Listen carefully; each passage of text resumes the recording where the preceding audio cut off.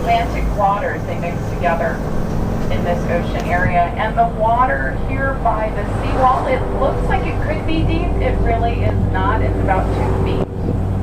It's actually pretty shallow. The Keys in general are shallow. Now we do have water to the right of the trough. In 1846, we have a huge hurricane comes across and it wipes out all of the aqueducts underneath this area that fed the salt pond. They did not rebuild them, so that industry sort of came to an abrupt halt with the hurricane. The hurricane also wiped out our very first lighthouse, our hard coral. So they're very lumpy, bumpy, hard to walk on, even worse to sit down on. So it's his idea to bring in the sand, cover that all up, and then, you know, it's a more pleasant place to come and spend the day. They named this beach after him. 6 to 7 miles offshore from this beach is where the coral reef is that I was talking about earlier. The reason we don't have a lot of our own sand is we don't have big crashing ocean waves. If you look out there at the water, sort of a typical day here in Key West, the big crashing waves sort of get stopped out there by the coral reef. It slows them down, so then it just kind of flows in. You need those big crashing waves to make. All out to the whole town, wreck ashore, and that just meant, you know, head out to your boat, go to the coral reef, to the ship. You're going to help to rescue the folks that are on that shipwreck. There was another meaning to that phrase entirely. The second meaning, they make an equal distribution to everybody on the island. All citizens of Key West are now receiving an income from the shipwrecking auction.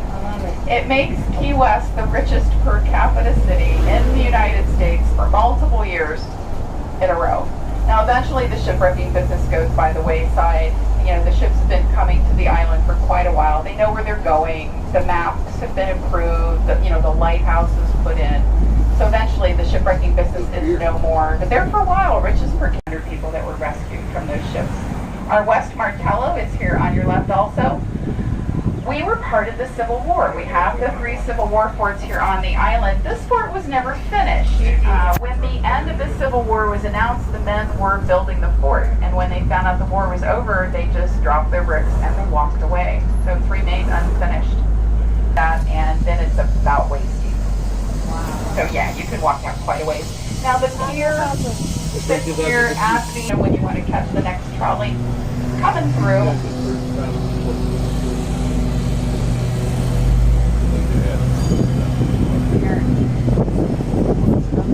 So we come through about every half an hour. Casa Marina was actually built for Henry Flagler, the man that built the railroad coming down to Key West.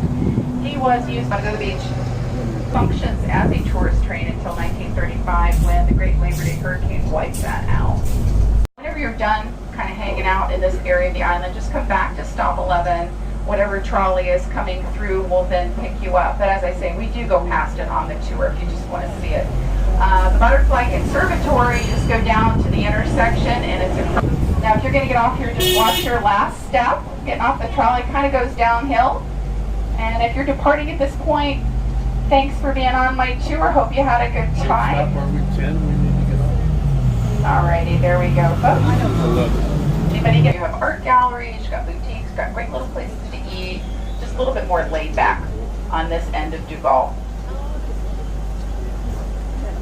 If you look to your left, you're going to see where Duval Street ends at the ocean on this side of the island, and you're also going to see a gigantic Queen Anne home. This is southernmost. Got a little red scooter test. How cute is that? I've not seen a group with matching scooters before. That's pretty funny. Southernmost house built by Dr. Judge Vining Harris. He liked big. A short line today. People get their pictures taken pretty quickly right now. Southernmost point. You are only 90 miles from Cuba. You're closer to Cuba than you are a Walmart, guys. Think about that one. And no, you cannot see Cuba from the top of the monument. Yeah. So Thelma buys the land by Southernmost point, and then of course she pays to have her home built there. She might have been just a little bit upset over the whole southernmost house than the southernmost house. So yes, 18 inches It just depends on what you want to do while you're here in Key West. It is a small island, but we do offer an awful lot here on the island. It just depends on what you want to do. Coming up here on your left, on the corner, this big white building was built as the Cuban Club. Many, many years ago, you could be a member at the Cuban Club for just a really small membership fee. With your membership, you had medical care as a benefit. Stop number 13 next. 13 is the last stop on the tour loop where you can get off and go walk around and kind of head. Every little conch shell, hang it from your friend, is the guy that discovered the shipwreck of the Etosha in 1985. The ship actually sank in 1622, so it sat off the Keys for hundreds of years. I mean, they kind of knew it was out there, nobody had found it. So in 1970, Mel Fisher, watch this branch, Mel Fisher starts looking in earnest. He has to look for 15 years before he finds the wreck site. Pretty well rewarded for that. They pulled 45 million of it. They arrested them about 6 months ago. There is no gold brick left. And now the discussion is, how much was that worth? The insurance company wants to pay for the weight, which makes sense, but they're trying to value the historic significance of that. So I don't know what the resolution is going to be, but there's much discussion about that right now. It's always good when we get a thumbs up.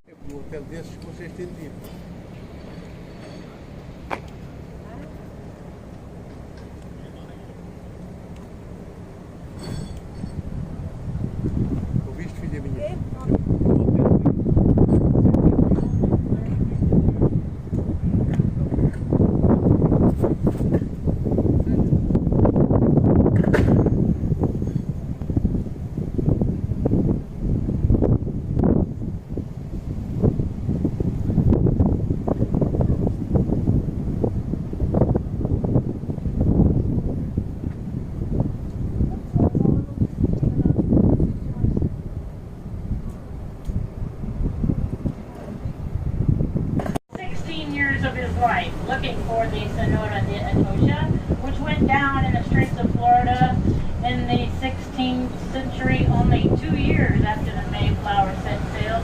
That one went down full of silver and gold. Now Mel did find his treasure in 1985. He found the ship and it had $4 billion worth of silver and gold. Kind of soon, we just started, I agree.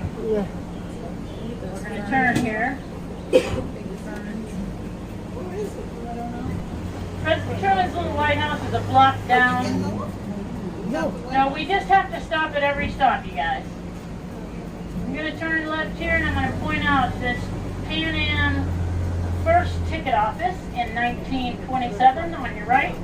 Made its first international flight that year. It now houses the southernmost microbrewery. Right down this alley behind here is the second oldest cottage here in Key West.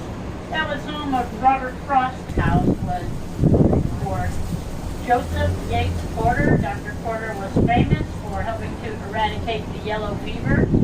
He was born in that house in 1847. Died in the same room 80 years later. He helped to stop yellow fever through quarantine. I know a great little story about his boyhood. I'll tell you later when we get out towards our wrecking area. In the next corner, this is still our customs and immigration offices.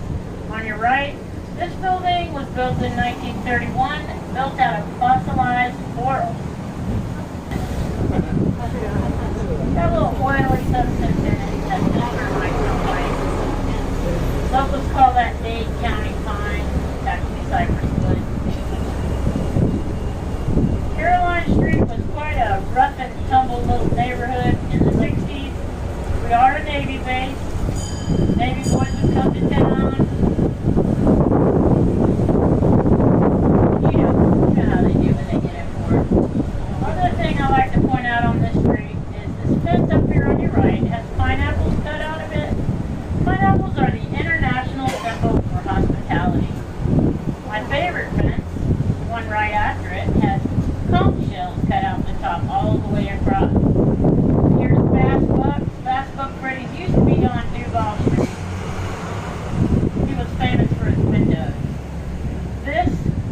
building in front of us is known as the Red Door Tavern. Now, back in those rough and tumble days, when people came to town and you went to the door of the Red Door Tavern, if you did not have a weapon, they would issue you a weapon. Now, here we have our oldest eatery here in KeyWest. It's called Pepe's. Truman used to like to slip out here and have breakfast and lunch. That's a really good. I still like to slip out and go to Pepe's. Okay, now this yellow building on our left is Flagler Station. We talk a lot about Henry Flagler. Henry Flagler was introduced the railroad to Key West. He started the but we might have some rushing to get on.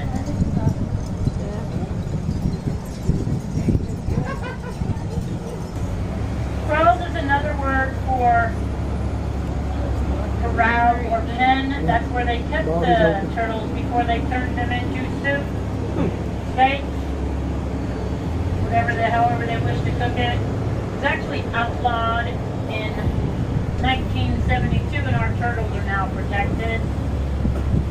I'm going to do a little illegal turn here. That's mural number 52. Have your horse-drawn fire truck through and go out on the other side. Don't miss those beautiful ornate doors and stairways. He's trying to get us the stuff here. Well, we have to because there's a light. Sloppy Joe's Bar, Hemingway references it. If you guys want to get on the trolley, you need to go to the stop. You got to go back to the stop. It's 2 blocks up. Okay, Hemingway's favorite bar.